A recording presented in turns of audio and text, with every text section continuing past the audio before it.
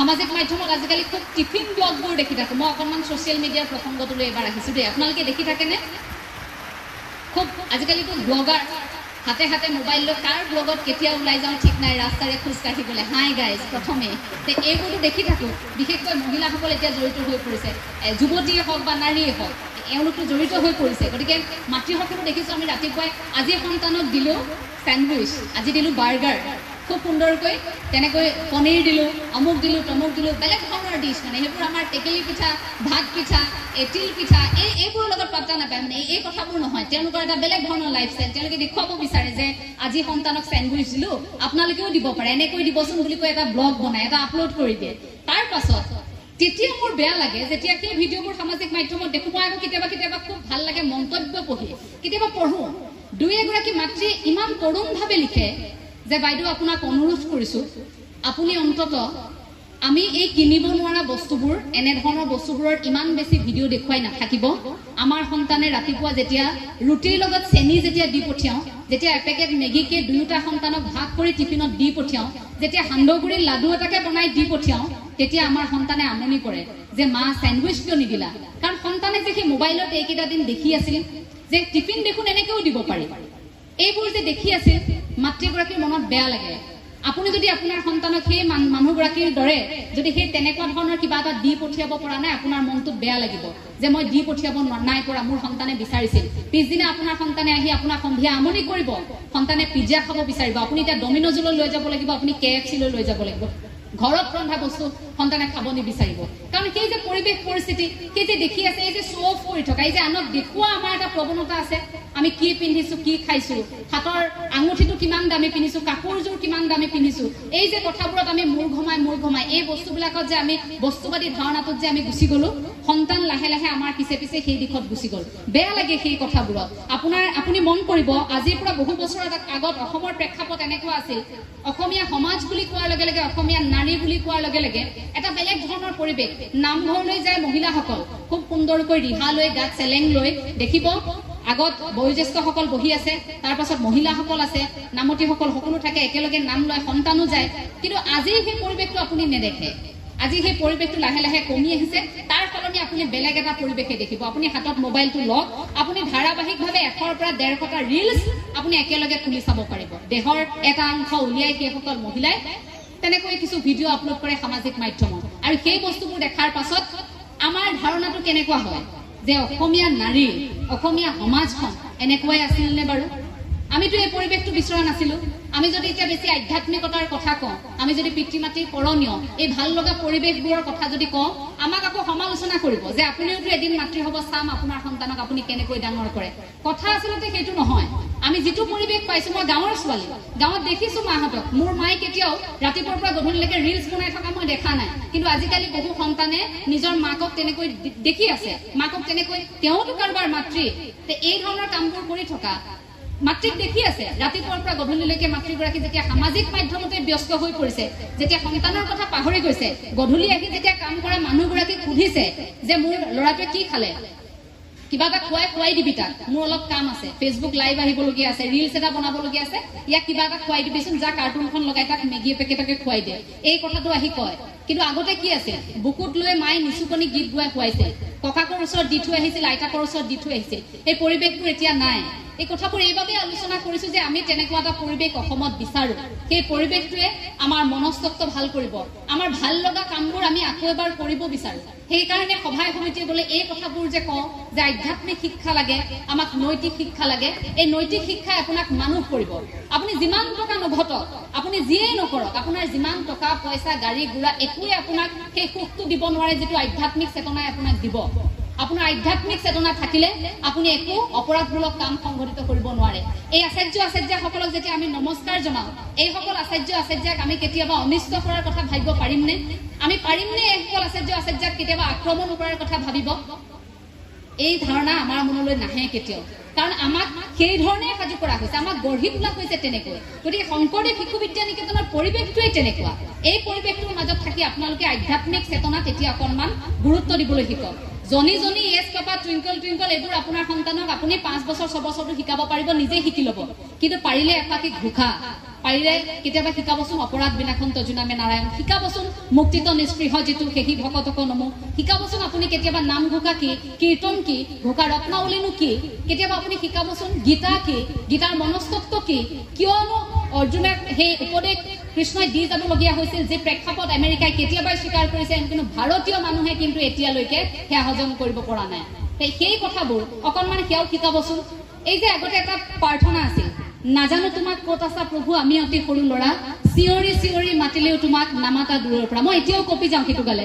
সেইটোত ভাবকচোন, এটি কণমানি ঈশ্বৰক বিচাৰিছে, নাজানো তোমাক ক'ত আছা প্ৰভু আমি অতি সৰু ল'ৰা, চিঞৰি চিঞৰি মাতিলেও তোমাক নামাতা দূৰৰ পৰা। এই কণমানিটিয়ে যে ঈশ্বৰক কামনা কৰিছে, সেই প্ৰাৰ্থনাবোৰ, সেই কথাবোৰ, সেই কবিতাবোৰ আমি কেতিয়াবা এতিয়া গোৱাইছোনে? আজিকালি সন্তানৰ মুখত সেই পদ্যটো আপুনি শুনিছেনে? সেই যে সন্তানটিয়ে কিতাপখনত যে ঈশ্বৰ কৰবাত থাকে, ঈশ্বৰৰ সৈতে আমাৰ সম্পৰ্ক হ'ব পাৰে, আধ্যাত্মিক চেতনা, আমাৰ আত্মাৰ অৱস্থিতি, আত্মাৰ স্থিতি আমি জানিব পাৰিম। এই কথাবোৰ যে আপোনাৰ সন্তানে সেই যে কবিতাটো যে পাঠ কৰিলে তেতিয়াই বিচাৰিব। এই যে আমি কওঁ শংকৰ গুৰু আমাৰে, মাধৱ গুৰু আমাৰে, লুকাই আছা দেখা দিয়া মণিকূটৰ ভিতৰে, এই বুলি যে আমি গাওঁ গুৰু আসনলৈ চাই, যে গুৰু আসনৰ ভিতৰত আমাৰ এটা ধাৰণা, জগত গুৰু শ্ৰীমন্ত শংকৰদেৱ গুৰুজনা আছে গুৰু আসনত। এই যে আমাৰ ধাৰণাবোৰ ভাল লগা কিছু কথা, যে ইয়াত ভগৱান শ্ৰীকৃষ্ণ আছে, এইটো নকৰিবি, কৃষ্ণ নাপায়। কাৰোবাক হঠাৎ ৰাস্তাত খুন্দিয়ালে আমি কওঁ কৃষ্ণ বেয়া নাপাব দেই, হে প্ৰভু বচাবা, কাৰোবাৰ অসুখ হৈছে আমি কওঁ, সেই প্ৰতিটো মুহূৰ্ততে ভগৱান শ্ৰীকৃষ্ণৰ সৈতে বা ৰামৰ সৈতে বা আপুনি যি প্ৰভুকে আপুনি প্ৰাৰ্থনা কৰে, যাকে আপুনি বিশ্বাস কৰে, সেই ভগৱন্তৰ সৈতে আমাৰ এটা সম্পৰ্ক আছেনে নাই? সেই সম্পৰ্কটো সুদৃঢ় কৰে এই কথাবোৰে। আপুনি সন্তানক অন্তত সেইবোৰো অকণমান শিকাওক। গধূলি হোৱাৰ লগে লগে এই ভাগ্যশ্ৰী দেৱী আছে, দিহা নামৰ এগৰাকী ভাল শিল্পী, অসমৰ বিভিন্ন প্ৰান্তত আছে তেনেধৰণে লোকসংগীতৰ চৰ্চা কৰা, আধ্যাত্মিক চৰ্চা কৰা লোকসকল। গতিকে এই কথাবোৰ অকণমান দিহানাম আপুনি গোৱালে, অকণমান হৰি নাম, অকণমান বৰগীত এফাটিকে গোৱালে, এই পৰিৱেশবোৰ অকণমান আপুনি আপোনাৰ সন্তানক দিব লাগিব। সন্ধিয়া আপুনি ল'ৰা ছোৱালীৰ লগত বহি নাগিন চিৰিয়েলখন চোৱাতকৈ অন্তত আপুনি সেই মহাভাৰতৰ এটা খণ্ডকে চাব। নাগিন চিৰিয়েলখন চালে আপোনাৰ একো উপকাৰ নহয়, সেইটো কিন্তু সঁচা কথা। অকণমান চকুৰ তৃপ্তি এটা পাব, মনৰ অকণমান শান্তি, আকৌ তাৰপিছত আপুনি ভাত ৰান্ধি থাকোঁতে ভাবি থাকিব নাগিনত কি হ'ল আজি। আৰু নাগিনত যদি কোনোবা মৰি গৈছে, আপোনাৰ মনৰ আপোনাৰ প্ৰিয় কোনোবা অভিনেতা অভিনেত্ৰী যদি নাগিন চিৰিয়েলত ঢুকাইছে, আপুনি আকৌ সেইদিনা আপোনাৰ ভাত আঞ্জাও বেয়া হ'ব, আপুনি ৰান্ধি থাকোঁতে সেইদিনা আপোনাৰ বেয়া হ'ব, মনটো যে আপোনাৰ তেনেকুৱাত আছে। এই যে কথাবোৰ কৈছিল যে আমি আমাৰ খাদ্য ৰান্ধোতে পিতৃ মাতৃ আমি দেখো মায়ে আগতে খাদ্য যেতিয়া ৰান্ধে খুব সুখ মনেৰে ফূৰ্তি মনেৰে গুৰুৰ কথা পাতি পাতি ভাল এটা পৰিৱেশত ৰান্ধে। এইবোৰ ভাল লগা পৰিৱেশ, হৈ হাল্লা, চিঞৰ বাখৰ, কাজিৰা, হুলস্থুল, এই অন্যান্য মন লৈ বা বিভিন্ন ধৰণৰ চিন্তা এসোপা লৈ আপুনি যদি সন্তানক ৰান্ধি দিয়ে, তেন্তে সেই খাদ্য সন্তানেও খাই সুখ নাপায়, আপোনাৰ স্বাস্থ্যৰ বাবেও ভাল নহয়, আপোনাৰ গোটেই পৰিয়ালটো লাহে লাহে অসুখী হৈ হৈ গৈ থাকিব। কাৰণ আপোনালোকে খোৱা পাতত সেই কথাবোৰ লাহে লাহে এনেকুৱা হ'ব পৰিৱেশবোৰ, কাৰণ আপোনাৰতো ধান্দাটো নাগিনতেই আছে। এই কথাবোৰ বেয়া নাপাব কোৱাৰ বাবে, পৰামৰ্শ দিয়াৰ মোৰ একেবাৰে আপোনালোকক যোগ্যতা নাই। মই কথাখিনি কৈছো যিটো বৰ্তমান সময়ত আমি দেখিছো, বৰ্তমান সময়ত এই কথাবোৰ খুব প্ৰাসংগিক, সৰু সৰু কথা, কিন্তু চাব এই সৰু সৰু কথাবোৰে আপোনাৰ সন্তানক প্ৰভাৱ পেলায়। আমি ঘৰ এখনলৈ যোৱাৰ লগে লগে আমি দেখো, মই জগতগুৰু শ্ৰীমন্ত শংকৰদেৱ গুৰুজনাৰ আদৰ্শৰে পৰিচালিত হোৱা শ্ৰীমন্ত শংকৰদেৱ সংঘৰ এগৰাকী সংগী। গতিকে আমাৰ ঘৰলৈ যেতিয়া কোনো লোক আহে আমি সেৱা কৰোঁ। আগতে এনেকুৱা হৈছিল, সৰুতে প্ৰথমে যেতিয়া শিকিছিলোঁ তেতিয়া ভাবিছিলোঁ কিয় সেৱা কৰিব লাগে। দেউতাই কৈছিল যে ঘৰলৈ যি আহে, গৃহত যি লোক প্ৰৱেশ কৰিব তেওঁলোকক সেৱা কৰাচোন এবাৰ, সেই সেৱাৰ জৰিয়তে তুমি কিবা এটা শিকিব পাৰিবা। তুমি যে শূন্য, তুমি একো নহয়, এইসকল ভগৱান, প্ৰতিগৰাকী মনুষ্যৰ দেশত ভগৱান থাকে বুলি আমি এটা ধাৰণা কৰোঁ নহয় জানো? এই মানুহৰ সৈতে সম্পৰ্ক আমাৰ বৃদ্ধি পায়। সেই যে আমি সেৱা কৰোঁ, তাত মোৰ নমনীয়তাটো, তাত যে মোৰ অপৰাধ বোধটো, তাত মই যে একো নহয়, মই সাংঘাতিক একো কৰা নাই, এই যে কাৰোবাৰ ওচৰত মূৰ দুৱাইছোঁ, এই কথাবোৰ প্ৰকাশ পায়, এইবোৰ শিকিব আমি পাৰোঁ।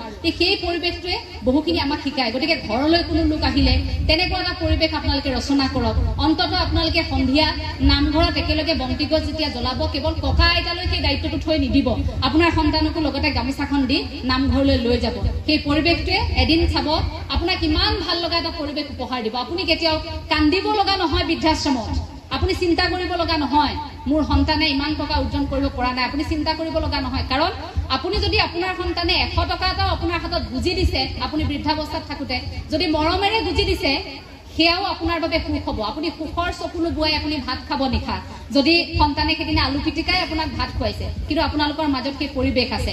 যদি আপোনাৰ সন্তানে আপোনাৰ হাতত 1.5 লাখ টকা এটা দি থৈ গৈছে, দিয়াৰ সময়ত যদি আপোনাক কৈ থৈ গৈছে এই বুঢ়ীজনী কেতিয়ানো মৰিব, সেই 1.5 লাখ টকাটোৱে আপুনি একো কৰিব নোৱাৰে, টকা এটা দি থৈ গ'ল আপোনাৰ হাতত, আপুনি একো কৰিব নোৱাৰে।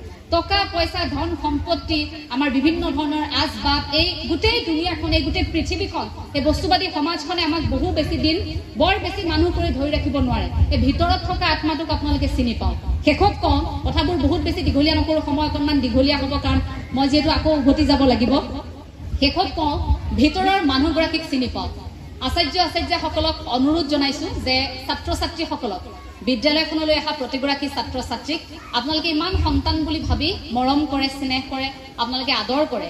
সেই সন্তানগৰাকীক কি কৰি ভাল পায় এই কথাটো অন্ততঃ আপোনালোকে এবাৰ জানিবলৈ চেষ্টা কৰক। যদি গণিতত তেওঁ 30 নম্বৰ পাইছে, সমাজ বিজ্ঞানত তেওঁ 90 পাইছে, আপুনি অন্ততঃ সেই ছাত্ৰগৰাকীক তই গণিতত কিয় 100 পাব নোৱাৰা বুলি আপুনি তেওঁক খং কৰি আপুনি নুবুজাব, মৰমেৰে বুজাওক। কাৰণ সেই ছাত্ৰগৰাকীৰ সপোন বেলেগ থাকিব পাৰে, লক্ষ্য বেলেগ থাকিব পাৰে। পুনৰ কৈছোঁ যে অসমৰ প্ৰেক্ষাপটত খুজে খুজে টকা আছে। আমি কেৱল অৰ্থনৈতিক স্বাৱলম্বিতা টকা লাগে এইটো পিছত দৌৰি থাকিলেই নহয়। টকা আছে, আমি টকা সকলোতে পাম, কিন্তু আমি এজন সৎ মানুহ হৈ সেই টকাখিনি ঘটিব লাগিব। আমি এজন সৎ মানুহ হৈ অৰ্থনৈতিক স্বাৱলম্বিতা অৰ্জন কৰিব লাগিব বৃত্তিমুখী শিক্ষাৰ জৰিয়তে। আপুনি যদি শ্ৰেণীকোঠাত থকা আপোনাৰ সেই ছাত্ৰগৰাকীক যদি ক'ব পাৰিছে যে তুমি যদি নাচি ভাল পোৱা, তোমাক নাচৰ প্ৰশিক্ষণ মই দিয়াম, তুমি এতিয়া পঢ়ি লোৱা, তুমি হাইস্কুল শিক্ষান্ত পৰীক্ষা উত্তীৰ্ণ হোৱাৰ পাছত তুমি সেয়া কৰিবা। অসমত কিয় ভাবিব লগা হয় মাষ্টাৰ ডিগ্ৰী কমপ্লিট কৰাৰ পিছত ঘৰত বহি 2 মাহ সময় যে মই এতিয়া কি কৰিম? দেখাক দেখি আমি ঠিকেই গুচি যাওঁ, ঠিকেই আমি এটা বিভাগত মেজৰ লওঁ। ফিজিক্স মোৰ পচন্দৰ নাছিল যদি মই ফিজিক্স ল'লোঁ, মনোবিজ্ঞান মোৰ যদি পচন্দৰ নাছিল মই মনোবিজ্ঞান ল'লোঁ, মোৰ যদি বায়'লজি মোৰ পচন্দ নাছিল মই ল'লোঁ, মোৰ গণিত পচন্দ নাছিল মই ল'লোঁ। কাৰণ মোৰ দেউতাই ক'লে গণিত পঢ়িব লাগিব, প্ৰফেচৰ হ'ব লাগিব, অমুক হ'ব লাগিব, তমুক হ'ব লাগিব। পৰিয়ালৰ ধাৰণা, ল'ৰা এইটো হ'ব লাগিব, সেইটো হ'ব লাগিব। এই ধাৰণাটো কি হ'ল, মই নিজক হেৰুৱাই পেলালোঁ। তাৰ পাছত মই মাষ্টাৰ্ছ ডিগ্ৰী কমপ্লিট কৰাৰ পাছত, মই স্নাতকোত্তৰ ডিগ্ৰী কমপ্লিট কৰাৰ পাছত, মই শেষ কৰাৰ পাছত ঘৰত আহি নিবুকাকৈ থাকিব লাগিব অলপ সময় যে মই কি কৰিলোঁ, এতিয়া মই কি কৰিম, মোৰ পিছৰ দিশ কি হ'ব। আৰু তাৰ পাছত কি কৰিব লাগিব, প্ৰতিদিনে সেই চতুৰ্থ বৰ্গৰ ক'ত চাকৰি ওলাইছে, ক'ত তৃতীয় বৰ্গৰ চাকৰি ওলাইছে, এই কথাখিনিত আমি থাকিব লাগিব। মই দুখ পাওঁ যে ইমান উচ্চ শিক্ষাৰে শিক্ষিত এগৰাকী ছাত্ৰই যেতিয়া 4th গ্ৰেডৰ এটা চাকৰি 30,000 টকা এটা চাকৰিত যেতিয়া নিজকে ভাবিব লগা হয় যে মই চাকৰি এটা পালোঁ হ'ব দে, সেই ছাত্ৰগৰাকীৰ মনত বা কেনেকুৱা এখন ধুমুহা চলিছে। এই ধাৰণাটো কিন্তু আমাৰ বেয়া। এটা খুব ভাল কথা যে চৰকাৰে কৰ্মসংস্থাপনৰ এটা দিশ মুকলি কৰিছে, এইটো খুব ভাল কথা। কিন্তু চাব, তাতোকৈ বেছি যোগ্যতা আপোনাৰ সন্তানৰ আছে। কিজানি 4th গ্ৰেডৰ চাকৰিটোৰ কাৰণে আপুনি জোৰ নকৰা হ'লে আপোনাৰ সন্তানে তাতোকৈ বেছি ভাল কিবা এটা কৰি দেখুৱালেহেঁতেন, খেতি কৰিলেহেঁতেন। আপোনাৰ সন্তানৰ যদি কৰিবলৈ মন গৈছিল যে বোলে বস্ত্ৰশিল্প উদ্যোগতে তেওঁ কাম কৰিব, তেওঁ কৰিলেহেঁতেন। সৰু সৰু কিছু উদাহৰণ আমি আমাৰ চাৰিওফালে থকা লোকসকলক দেখুৱাব পাৰোঁ। সেইসকল লোকৰ জৰিয়তেও আমি উপকৃত হ'ব পাৰোঁ। গাঁওখনত থকা লোকসকল, কোনোবাই খোল বজাই ভাল পায়, ঢোল বজাই ভাল পায়, আজিকালি বিহু নাচি ভাল পায়, এইবোৰ আমাৰ পেচা হ'ব পাৰে। এইবোৰ এতিয়া নিচা হৈ থকা নাই, এইবোৰ কেৱল মাত্ৰ নিচা আমি নাচিছোঁ গাইছোঁ এই হৈ থকা নাই, এইবোৰ এতিয়া আমাৰ পেচা কৰিব পৰা সময় আহিল। গতিকে প্ৰতিটো দিশতে যিহেতু আমাৰ বৃত্তিমুখী শিক্ষাৰ এটা সংযোজন আছে, এই বৃত্তিমুখী শিক্ষাৰ জৰিয়তে আমি আমাক বিচাৰিছোঁ